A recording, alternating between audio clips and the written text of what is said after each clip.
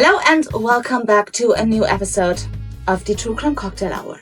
My name is Holly. I'll be your personal barkeeper tonight, and I'm also really into true crime. So how about I mix you a little after-work cocktail? And while I do that, I'm also going to tell you about a mysterious true crime case. And just a heads up, mysterious hits the nail on the head today. I again gave you 3 cases to choose from, and you guys decided on a case from France. So today, there will be a murder in a villa, a message written in blood, and one suspect, the gardener. And for today's case, I'm going to mix us a little coconut blueberry margarita. If you want to recreate it, this is what you're going to need. Limes and lime juice, blueberries, prosecco, batida de coco, and tequila. So let's not waste any more time.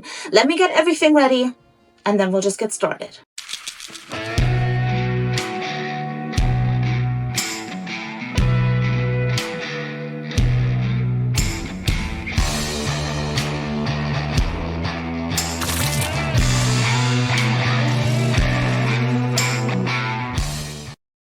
So today, we are in the city of Mougin on the Côte d'Azur. The city of Mougin is a city of artists. The great painter Pablo Picasso lived here for 12 years until his death. And it's still today flooded with young artists who try to step into the footsteps of the great painter. And a little bit outside of the city, there is this steep path which is lined with pine trees, really beautiful. And if you walk up that path, you will end up in the luxury district of Mougin. Babe, one luxurious villa right next to the other. You and I couldn't even afford 1% of it. And one of these villas is the location of today's case. And this is the villa La Chamade. La Chamade means something like the shimmer or the glimmer. And it's the villa of 65-year-old widow Ghislaine Marchal. Ghislaine's husband had become rich with motor accessories. And after his death, he left her a considerable inheritance from which she continued on to live quite well. Unfortunately, we don't know that much about Ghislaine or her life or what she was like. What we do know is that she had a son and that she loved to meet up with her girlfriends or friends in general for dinner, lunch, brunch, you name it. Also, on Sunday, the 23rd of June, 1999. So on this evening, Ghislaine wanted to meet up with friends for dinner, but she did not show up on the agreed time. So one of her friends, she called her up, but no one answered the phone. And the friend tried again and again, but Ghislaine could not be reached. And this went on for hours. So when Ghislaine could not be reached on the phone for hours on end, one of her friends decided to just spontaneously drive by her house to see if everything is okay. So her friend arrived at Ghislaine's villa and everything is dark. It seems that no one's home. So the friend just drives home again, unaware of the fact that Ghislaine, she is lying dead in her basement. Next day, Monday, same story. Ghislaine was supposed to meet some friends for lunch, but again, she did not show up. Now, I don't know exactly how it went down, but her friends got together and everyone agreed that Ghislaine is missing. And they all grew very worried.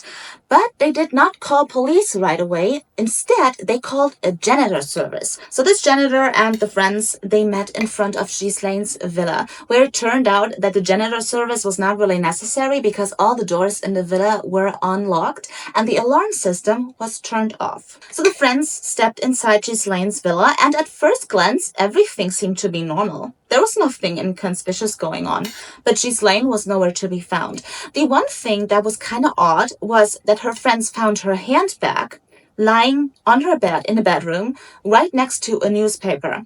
So it really just seemed Ghislaine had left the house for maybe 5 minutes and she would return any second. So her friends, they sent the janitor away and they decided to wait inside the villa for Ghislaine to return. But 1 hour went by, and then another hour, and then another hour. When it already got dark outside, her friends agreed that Ghislaine won't come home anymore. Something must have happened. At 8 p.m., they call the police. So 2 police officers showed up at this villa, and the first thing they did is they took the statements from all of the girlfriends, just to see what was going on, and then they stepped into the house and took a look for themselves. But they as well were not able to find anything inconspicuous. The only room no one had looked into thus far was the basement. And that was for good reason, because the heavy iron door to the basement was locked. Eventually, one of the police officers found the key to this heavy iron door and they unlocked the door. But even then, it was super difficult to get this goddamn door open because something behind it was blocking it. So both police officers, with all of their might, they throw themselves against this iron door, trying to open it. And at some point, one of the police officers, he managed to squeeze an arm between the door and the door frame. And what he felt was something cold and metallic. And then he grabbed something that felt like wood. So with his hand, he tried to push everything away from the door so they could finally open it. So the police officers are in the basement now, and one of the police officers, he found the light switch and he turned it on right in front of them on the floor, where a wooden slat, a folded bed, a metallic pipe, and a whole lot of blood. It was such a grotesque scene. It almost seemed like someone had tried to barricade themselves in that basement. So the officers start walking very slowly, and they pass the folded bed and then a blood-stained plastic bag, a blood-stained denture, and eventually they stood in front of a second door, the door to the boiler room. And this is where they found the dead body of Ghislaine Marchal. Ghislaine was found on the floor, lying face down, with her arms pointing upward, so they were right above her head. There was so much blood anywhere, it was terrifying. But girl, it was just the tip of the iceberg. So one of the police officers, he grabbed the door, and he looked behind it to see if anything was there. And there was. Someone had tried to write something on the back of the door in blood. But the words on there, they were kind of smudged and blurred. Somebody had just wiped over it, also with blood. The only words you could decipher at this point were the following: Omar ma, which translates to Omar has me. So the police officers, they had seen enough at this point, and they turned around. They wanted to leave the basement, go back upstairs to inform the homicide department, right? But when they were about to leave the cellar, one of the police officers, he spotted a second door right next to this iron door that led out of the basement. And that was the door to the wine cellar. And again, on this door, someone had tried to write a message in blood. But this time, the words are legible. Omar tuer. Omar killed me. However, the sentence as it is written on this door is grammatically incorrect. The correct sentence would be Omar ma tuer. As it is written on this door right now, it would translate to something like Omar me killing. But nevertheless, the message is clear. So did Ghislaine, in the last minutes of her life, identify her murderer and written his name on the back of the door with her own blood? So what else is there?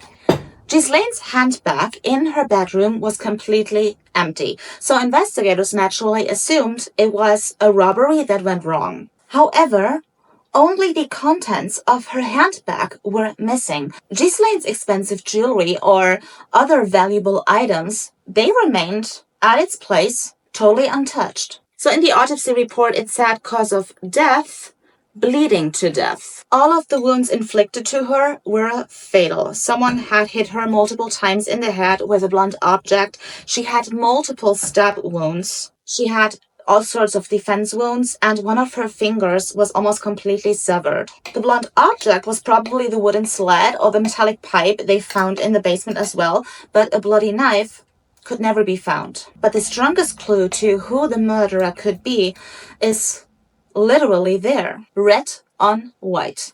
Omar ma tuer. Now, a handwriting expert, he even examined this message and he compared the handwriting to crossword puzzles filled out by Ghislaine. And he came to the conclusion that Ghislaine, as a matter of fact, was the person who wrote this message. And what's more, Ghislaine even knows a person with the name Omar. Omar is her gardener. So this right here, this is Ghislaine's gardener, Omar Raddad.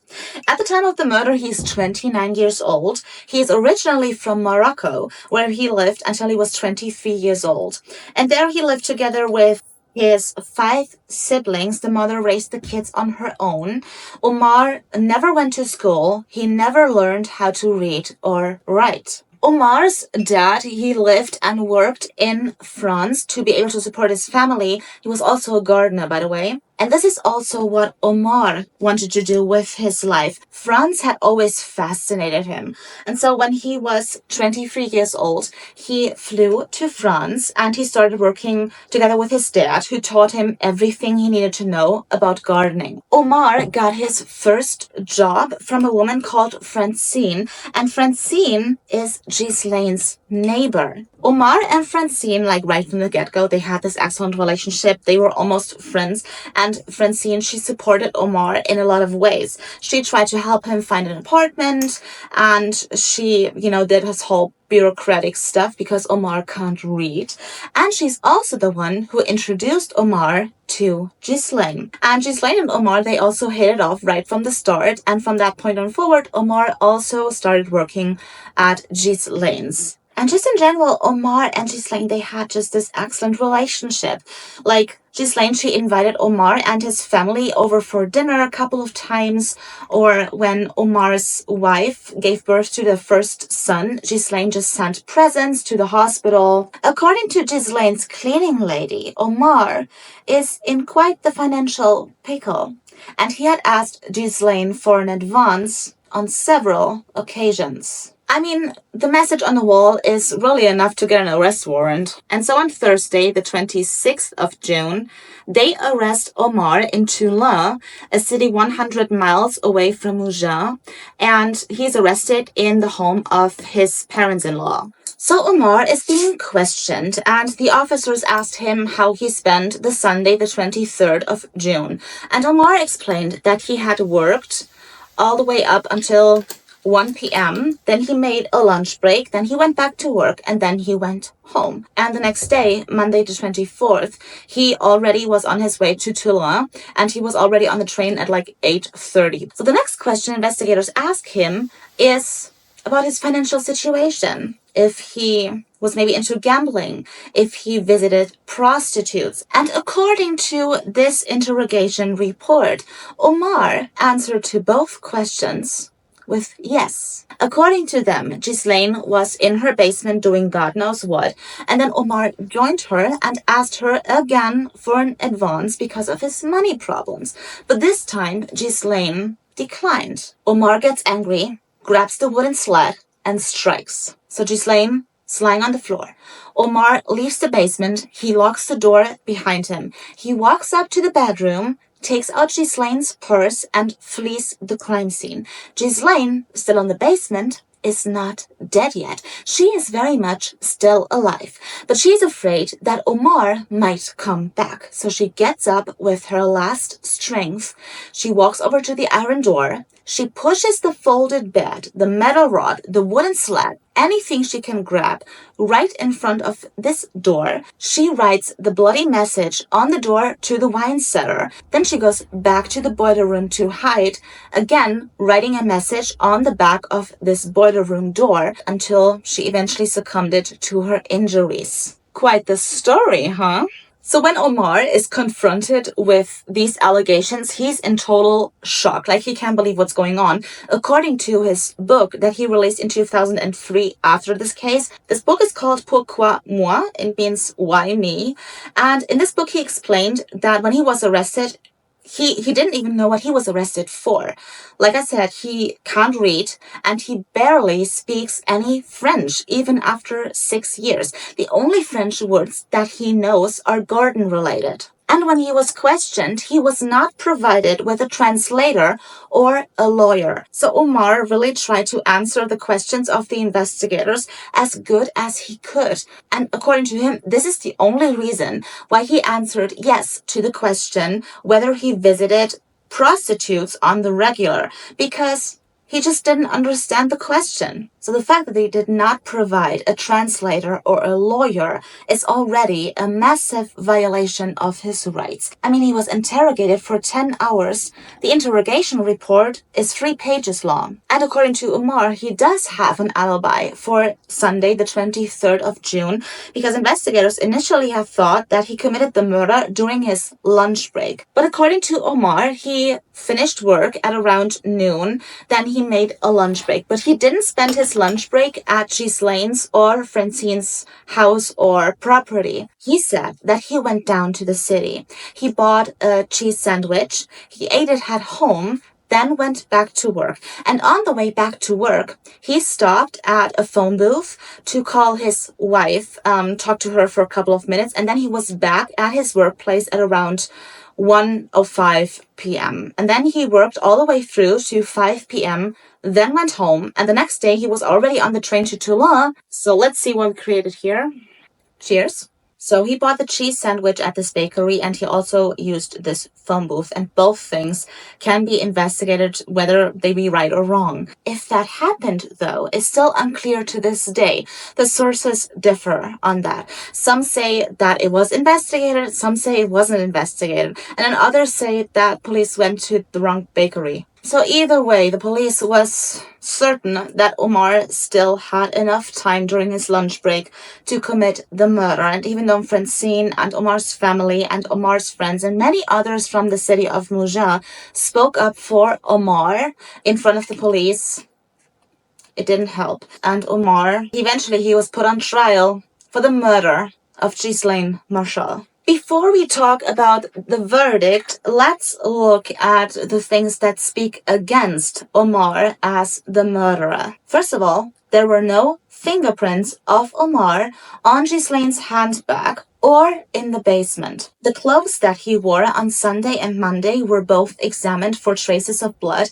but they couldn't find any. And then they also couldn't find any traces of the basement floor, like particles, under Omar's shoes. Look, in France, the testimony of handwriting experts are allowed and are taken into consideration when trying to reach a verdict. But the science behind handwriting analysis is still doubted worldwide. So even here in Germany, for example, there is this professor, and his field of expertise are the dubious methods of aptitude diagnostics. And he's also a huge critic of graphology, the science of handwriting. So one of the things he said, for example, was, quote, "If we summarize our analysis on the status quo of graphology, a clear conclusion emerges. Graphology is entertaining and may have its justification as a social game, but it can in no way deliver on the full-bodied promises of its supporters." And I mean, there's a question if Ghislaine, with all of her injuries,